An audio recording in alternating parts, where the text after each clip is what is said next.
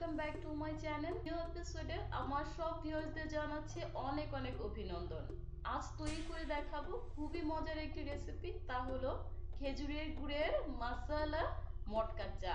আমরা কিন্তু মটকা চা সবাই কম বেশি বাইরে খেয়ে থাকি, কিন্তু এটা যদি ঘরে তৈরি করতে পারি তাহলে কিন্তু ব্যাপারটা খুবই অন্যরকম হয়ে যায়। তাহলে দেখে নেই কিভাবে ঘরে তৈরি করে নিব আজ মশালা মটকা চা। 1 লিটার দুধ দিয়ে দিচ্ছি আমি প্যানে।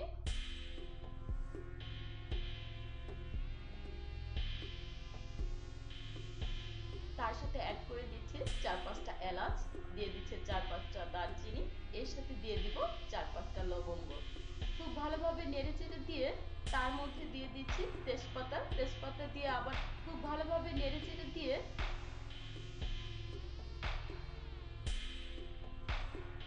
এর মধ্যে দিয়ে দিব খেজুরের গুড়। আপনি কিন্তু মিষ্টিটা কম বেশি করে নিতে পারেন, বেশি খেলে একটু খেজুরের গুড় বেশি দেবেন, আর কম হলে একটু কম দিয়ে নিয়ে আবার নেড়ে চেড়ে নিব।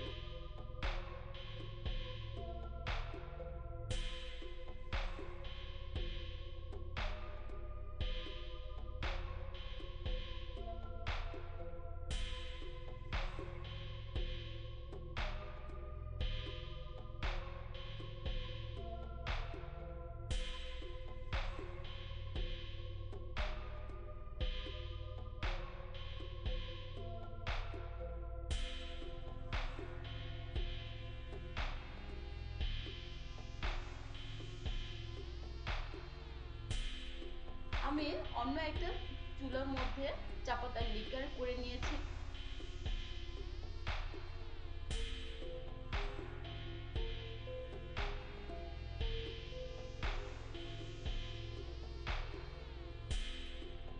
খুব ভালোভাবে নেড়েচেড়ে নিয়ে আমরা দুধটাকে একটু টানিয়ে নেব, যাতে করে দুধটা একটু ঘন হয়ে যায় আর গুড় এবং দুধের মধ্যে একটি মাখামাখি সম্পর্ক তৈরি হয়ে যায়।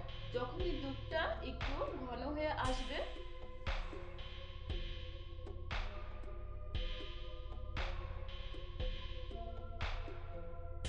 তারপর যে মটকার মধ্যে আমি চাটা দিব সেই মটকাটা এপাশ ওপাশ করে খুব সুন্দরভাবে চতুর্দিক দিয়ে এটাকে ঘুরিয়ে নেব।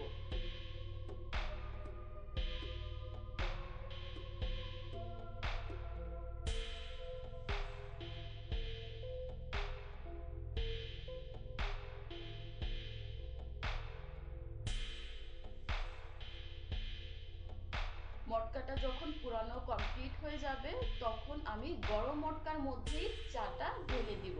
আর গরম মটকার মধ্যে চাটা ঢেলে দেওয়ার পরেই আপনি বুঝতে পারবেন এই চায়ের স্বাদটা কেমন দ্বিগুণ হয়ে যায়। যখনই মটকায় চাটা দেওয়ার পরে মটকার চাটা বাবল হয়ে উপরের দিকে উঠে আসবে, তখনই বুঝতে পারবেন যে চাটা আপনার পারফেক্ট হয়েছে, আর খেলে বুঝতে পারবেন চায়ের স্বাদটা কেমন হয়েছে। আমার অবশ্যই রিকোয়েস্ট করব যে অবশ্যই কিন্তু আপনি বাসায় মটকা চা একবার হলেও ট্রাই করে নেবেন। তাহলে তৈরি হয়ে গেল আমাদের খেজুরের গুড়ের মশালা মটকা চা।